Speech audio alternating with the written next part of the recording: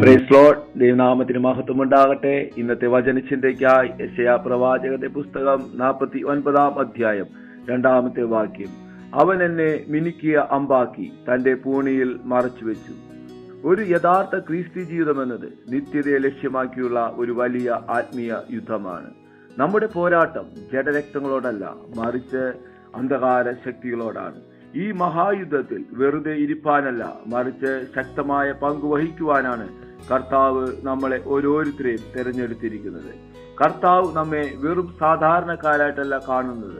ഇന്നത്തെ വചനം ഓർമ്മപ്പെടുത്തുന്നത് പോലെ അവിടുന്ന് നമ്മെ മിനുക്കിയ അമ്പുകളാക്കി മാറ്റിക്കൊണ്ടിരിക്കുകയാണ്. ഒരു അമ്പ് ലക്ഷ്യത്തിൽ തറയ്ക്കുന്നതിന് മുമ്പ് കൊല്ലന്റെ തീച്ചുളയിലും ഉരകല്ലിലും കിടന്ന് മിനുസപ്പെടണം. അതെ, ചില കഠിനമായ പരിശീലനങ്ങളും ഭാരപ്പെടുത്തുന്ന അനുഭവങ്ങളും പരിശോധനകളും നമ്മളിപ്പോൾ നേരിടുന്നുണ്ടാവാം. ചിലപ്പോൾ അത് അതിക്രൂരമെന്നും കഠിനമെന്നും നമ്മൾക്ക് തോന്നിയേക്കാം. എങ്കിലും ഭയപ്പെടേണ്ട. ആ പരിശീലനം നമ്മെ ദുർബലരാക്കാനല്ല, മറിച്ച് മൂർച്ചയുള്ളവരും ലക്ഷ്യം തെറ്റാത്തവരുമാക്കി മാറ്റുവാൻ വേണ്ടിയാണ്. ആ പരിശീലനത്തിന് ശേഷം കർത്താവ് നമ്മളെ തന്റെ പൂണിയിൽ സുരക്ഷിതമായി മറച്ചു വെച്ചിരിക്കുന്നു. നമ്മൾ കാത്തിരിക്കുന്നത് വെറുതെയല്ല. കർത്താവ് നമ്മെ തന്റെ ശക്തമായ കരങ്ങളിലെടുത്ത് കൃത്യസമയത്തെ കൃത്യമായ ലക്ഷ്യത്തിലേക്ക് എഴുതിവിടുവാൻ ഒരുങ്ങിയിരിക്കുകയാണ്.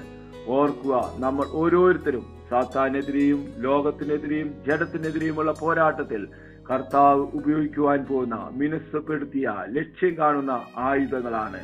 നിങ്ങളിപ്പോൾ കടന്നു പോകുന്ന ഓരോ പരിശീലനവും വരാനിരിക്കുന്ന മഹത്തായ ഉപയോഗത്തിനു വേണ്ടിയുള്ള ഒരുക്കമാണ്.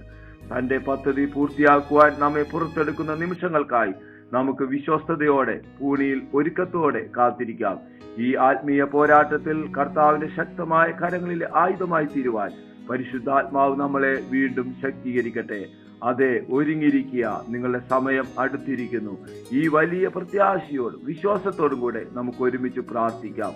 സ്വർഗീയ പിതാവേ, ഞങ്ങൾ ഒരുമിച്ച് പ്രാർത്ഥിക്കും. ഞങ്ങളെ കേൾപ്പിച്ച നല്ല ദൈവികാലോചനയ്ക്കായി സ്തോത്രം ചെയ്യുന്നു. കർത്താവെ, ഞങ്ങളെ നീതിയിൽ മിനുക്കി നിന്റെ പൂണിയിൽ സൂക്ഷിക്കണമേ.